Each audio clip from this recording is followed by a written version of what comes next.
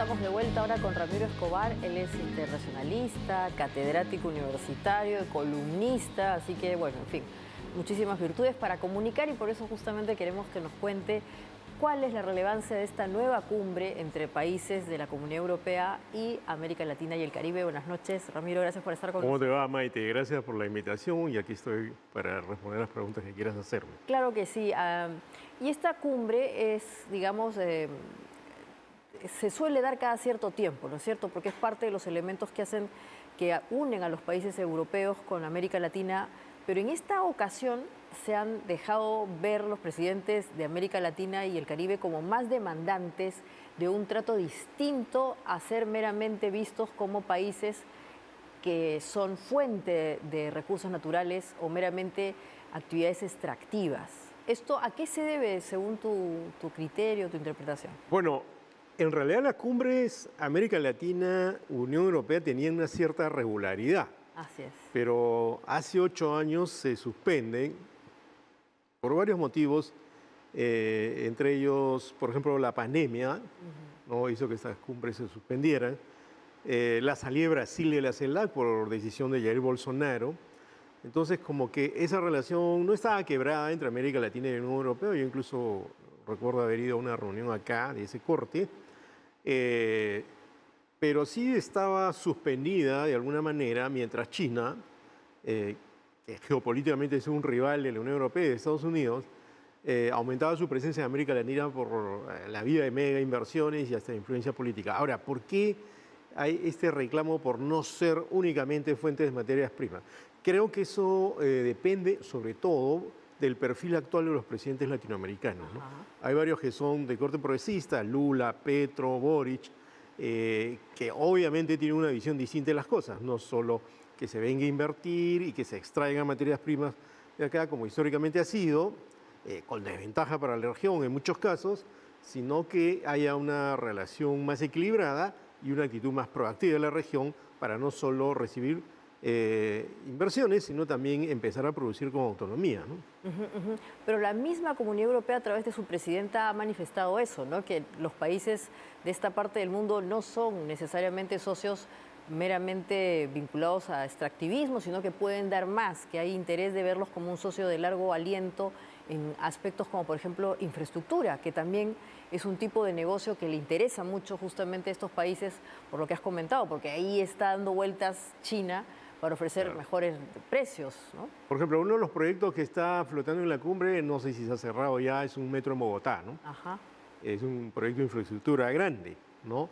Ese tipo de proyectos causan mucho impacto y son beneficiosos para los países de la región porque son muy caros, pero pueden hacerse con una inversión fuerte que viene de un bloque tan poderoso económicamente como la Unión Europea. Yo creo que el Perú podría aprovechar esta cumbre, sé que está la canciller allá, para buscar algún acuerdo de ese tipo. Ahora, creo que hubiera sido mejor que vaya la presidenta, ¿no? Pero, como sabes, por todos los problemas que hay acá, no ha habido, a pesar de que el Congreso le había autorizado, y además por lo que se viene este miércoles 19. Entonces, sí creo que es una gran oportunidad una reunión como esta, y quizás decirle al público, Maite, que siempre se ve estas cumbres con aire, digamos, lejano, ¿no? Pero esto tiene que ver con la vida diaria. La vida diaria, ¿no? Así es. Con que pongan, por ejemplo, no sé, si se lograra un acuerdo, creo que no está en el libreto, ¿no? Para construir más rápido el metro de Lima, o construir algunas infraestructuras que son necesarias en el Perú, ¿no? Ya hay proyectos entre la Unión Europea y el Perú para esos fines, pero una cumbre como esta, ¿no? Es muy importante para que eso se afirme, se consolide y no sea solo una idea. Y en ese sentido creo que la mayoría de presidentes que están allá están aprovechando eso para llegar a algunos acuerdos concretos en relación con lo que pasa en sus países, ¿no? Y además están presentes estos fondos multilaterales como la CAF, como el Banco Interamericano de Desarrollo, que son los que financian estos proyectos importantes, y ambos fondos, a través de sus presidentes, han manifestado el interés justamente, como decías tú, de explorar estas obras que obviamente son de largo aliento, ¿no? Estamos hablando de obras que pueden ser de 5 a 10 años y en ese interín justamente ganan ambas partes, ¿no? Sí, y además hay un factor que es importantísimo, ¿no? Y es que estas obras pretenden hacerse en clave de sostenibilidad. Sostenibilidad ambiental, social, ¿no? Lo que dice Ursula von der Leyen, esto de que no solo se nos vea como fuentes de materias primas, sino que todas estas inversiones tengan en cuenta la equidad, fortalecer la cohesión social, tener en cuenta el factor ambiental y algo que en estos días tú habrás visto que está flotando en el planeta, ¿no? La lucha contra el cambio climático, ¿no? Que es uno de los puntos fuertes de la agenda, ¿no? O sea, mira todo lo que está pasando. Hay varios países que se están casi literalmente incendiando y ese es un gran tema para ellos y para nosotros. ¿Y tú crees que por eso también este interés de acercarse a América Latina y el Caribe? Porque el otro día veíamos una imagen de la NASA en donde tú ves cómo el globo empieza a emitir carbono y obviamente esos gases aparecen en la parte del norte, donde están los países desarrollados, mientras en esta parte del mundo todavía no hay nada de eso, ¿no? Entonces, la necesidad de ir protegiendo áreas de naturaleza, como puede ser la Amazonía, que está entre Perú, Colombia y Brasil, o eventualmente en Centroamérica, puede ser una agenda que también les interese a ellos, porque obviamente les conviene, no solamente económicamente, sino como humanidad. Bueno, la cuestión ambiental está en la agenda. Y el cambio climático especialmente, ¿no? Son 8 países amazónicos, ¿no? Que forman parte de la CELAC, que son 33 países con diversas claves culturales, sociales y políticas. Hay gente que cree que la CELAC fue inventada por Chávez y es un órgano chavista. Eso es un mito, pues. O sea, evidente fue promovida por Chávez, pero a lo largo de los años ha convocado la participación de presidentes de distintos signos. El hecho que la Unión Europea convoque a la CELAC ya le da además un rango de importancia global, ¿no? No estamos hablando de la Alianza Bolivariana para los Pueblos de las Américas, estamos hablando de la CELAC, que es una especie de foro interamericano, pero sin Estados Unidos. Y en ese escenario se piensa en otra lógica. Por ejemplo, en la Amazonía, por ejemplo, en la cuestión ambiental, ninguno de estos proyectos de inversión va a pasar fácilmente si no tiene en cuenta ese factor, ¿no? Es un factor gravitante en el mundo contemporáneo. Ahora, una papa caliente ahí sí va a ser, está siendo, ¿no? La posición frente al conflicto entre Rusia y Ucrania, que parece que podría bloquear incluso una declaración final de consenso, ¿no? Porque no todos los países de la región tienen la misma posición frente al conflicto. Claro, incluso los europeos, dices tú, porque probablemente ellos son los que están más interesados en ese conflicto. ¿O también estás hablando de América Latina? No, los desacuerdos están acá, en América Latina. Por ejemplo, Nicaragua no quiere una declaración que sea muy condenatoria de Rusia, porque Rusia es el país que ha invadido. Entonces Nicaragua tiene una alianza muy cercana con Rusia, Cuba también, y Brasil ha condenado la invasión, ha tomado distancia de Rusia, pero a la vez sostiene que las sanciones son demasiado fuertes y están provocando problemas sociales y económicos en otras partes del planeta. Rusia acaba, por ejemplo, de bloquear un acuerdo para que salgan cereales por el Mar Negro. Entonces Lula está pensando de alguna manera en ser alguien que se convierta en un personaje neutral frente a ese conflicto, ¿no? Entonces esto podría complicar una declaración final de consenso, porque basta que un país diga no. Y tú no sabes, Maite, en esas cumbres cada coma tiene un sentido, cada palabra, ¿no? Entonces, vamos a ver qué pasa, todavía falta un día más, pero podría haber un problema por ese tema, ¿no? Claro, pero esto es un tema, digamos, que dentro de la agenda seguramente debe estar un poquito más allá, porque básicamente esto es una cumbre, como estamos mencionando, económica, que tiene una visión también de futuro. Es bien importante, como has mencionado, la presidenta de la Comunidad Europea ha hablado de ser socio en lo mínimo y en lo máximo, ¿no? Sí. Para la transición energética, que piensen en los países de la Comunidad Europea.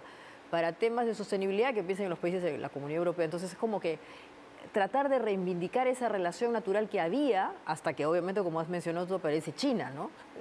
Claro, lo que pasa es que la Unión Europea también hace esto, no hay puntada sin hilo, ¿no? Obvio, no claro. No es que todos los países son meramente amigos, ¿no?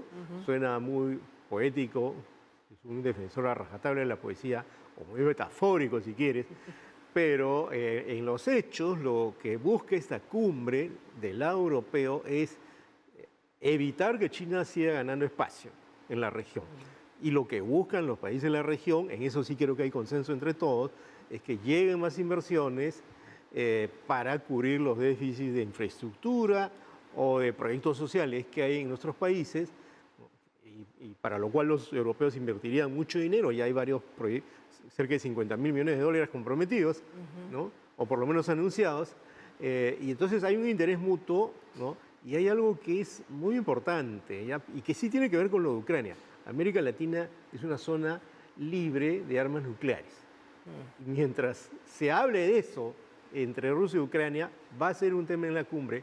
Y obviamente los europeos también quieren que en esta cumbre se fije una posición sobre el tema, porque ese es un tema importante para nosotros. Entonces, no es un tema que podamos evitar, a pesar de que, como tú dices, los otros temas son más importantes, de más peso, por lo menos desde nuestro punto de vista. Pero los europeos no van a querer evitar el tema ruso-ucraniano, ¿no? Y imaginando que obviamente no va a haber consenso en esta parte del mundo, eso definitivamente no afecta en sí mismo los otros temas, ¿no es cierto? No. Seguirán Yo creo que grandes socios comerciales. Claro, se va a ganar mucho. Incluso se está hablando de cerrar ya un acuerdo comercial, un TLC, digamos, entre la Unión Europea y el Mercosur, algo que está bloqueado hace algunos años, lo que haría que las relaciones comerciales se intensifiquen entre estos dos bloques.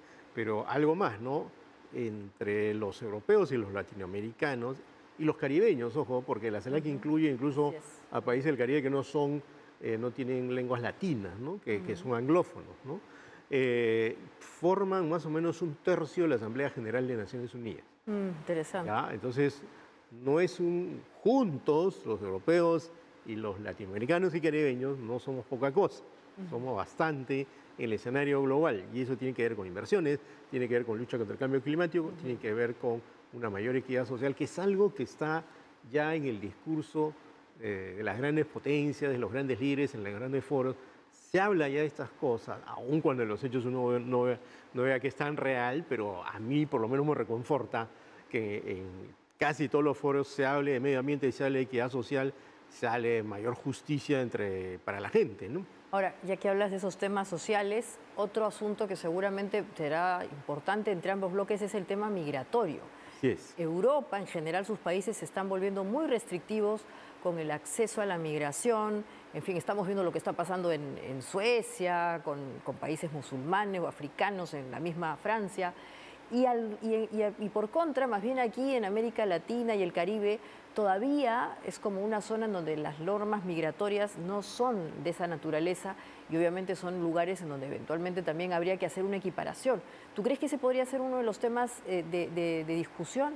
Pero no he visto que sea uno de los grandes temas en la agenda, ¿ya? Pero seguramente se está discutiendo en alguna comisión y ahí creo que habría que tener en cuenta algunos datos globales, Maite, si me permites, ¿no? O sea, la migración ha aumentado en el mundo en los últimos años, pero ojo, la historia del planeta y la historia de todos los países es la historia de la migración. Así es. En realidad, más o menos el 3 a 4% de la población planetaria vive en otro país. Lo que pasa es que hay momentos en que esto adquiere un flujo muy grande y ese flujo en este momento en nuestra región es el flujo de venezolanos que viene hacia varios países.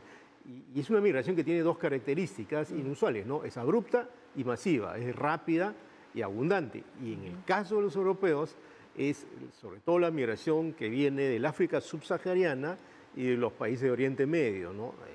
Del África subsahariana, Somalia, Siria, en Oriente Medio, entonces empiezan a pasar un montón de gente, y mucha gente muere en el Mediterráneo de manera escandalosa, y ese es un tema que, por ejemplo, los europeos no han sabido encarar de manera eficaz, ¿no? Hay desacuerdos entre ellos frente a este tema, mientras que nosotros en América Latina, frente a la migración venezolana, creo que no hemos sabido reaccionar todavía de manera muy consensual, ¿no? Fíjate la crisis que hubo no hace mucho en la frontera con Chile. Por eso te preguntaba, porque aún, no sé, o sea, y tú entiendes más esos temas, no sé si esté dentro de la agenda, digamos, pública, oficial, pero sí es un tema en donde seguramente a los países europeos les interesa llegar a un nivel de consenso, porque claro, si tú eres mi socio tienes que más o menos hacer lo que yo hago, porque si no termino pareciendo yo el malo de la película, y como tú bien indicas, en esta parte del mundo ha habido mayor solidaridad con estas migraciones, aun cuando lamentablemente en algunos casos ha sido un poco desordenada y ha tenido reveses en el tema de la seguridad, ¿no? O sea, ese puede ser uno de los asuntos que también se busca equiparar. Bueno, lo que pasa es que yo creo que sobre eso se va a tener que generar un diálogo en esta cumbre, ¿no? Es posible que aparezca en la declaración final, ¿no? Cada región tiene su problema migratorio particular, ¿no? Que se teme en Europa, la llegada de yihadistas, ¿no? Con el flujo de personas que vienen del otro lado del Mediterráneo, pero a la vez está el asunto de que mucha gente muere tratando de cruzar el Mediterráneo. Hace poco había más de un caso. Y acá es esta migración que nos cae encima desde Venezuela y que para lo cual nuestros países no están preparados, porque incluso ha habido brotes de xenofobia, ¿no? Entonces, creo que un intercambio en ese tema sería muy rico, ¿no?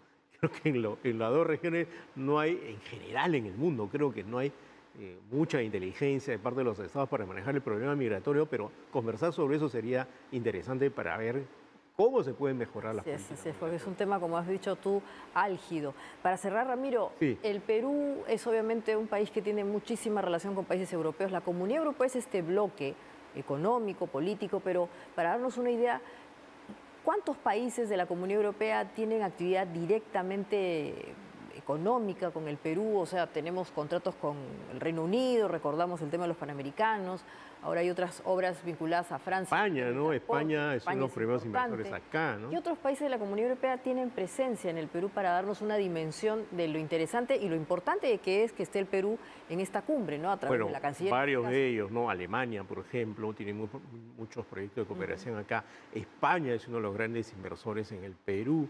El Reino Unido, que ya no está en la Unión Europea, pero con el cual hemos ya establecido un nuevo acuerdo comercial, también tiene una fuerte presencia económica. Bélgica, Suiza, a nivel cooperación, por ejemplo, los suizos cooperan mucho justamente en el tema de cambio climático. Suiza no está en la Unión Europea tampoco, pero está en la zona europea, ¿no? Y otros países como Francia, por ejemplo. Noruega también. Noruega. No está en la Comunidad Europea, pero buscan entrar también justamente. Claro, y ellos entran como países, pero también como parte del bloque, ¿no? Y el bloque tiene un representante para el tema comercial y un representante diplomático. Entonces, a través de sus diversos organismos, la Comisión Europea es como el ejecutivo de la Unión Europea. Se buscan establecer acuerdos con el conjunto del bloque, pero también cada país puede hacerlo por su cuenta. Y una cosa que tal vez no es muy notoria a nivel público, pero hay muchos países europeos de la Unión Europea que tienen continuos proyectos de cooperación con el Perú en materia de lucha contra el cambio climático, en materia de enfrentar desastres de origen natural, en materia económica, proyección social, agencia de cooperación. Alemania tiene muchísimo eso, por ejemplo. Exactamente. Eso es algo que se puede fortalecer también en este tipo de cumbres, porque se habla a nivel de bloque, pero también están los representantes de cada país para que los presidentes o representantes de cada país de nuestra región puedan establecer diálogos bilaterales, y eso que no se logra por internet, pues, ¿no? Hablar cara a cara, ¿no? Exactamente. Muy bien, Ramiro, muchas gracias por esta charla. En verdad ha sido muy importante entender la dimensión de esta cumbre, por qué es que el Perú tiene que estar allá, y obviamente, como dices, estaremos atentos a los acuerdos, porque yo creo que uno de los más importantes va a ser el tema migratorio, que es muy álgido. Gracias por la invitación, Maite, hasta otra oportunidad. Estupendo.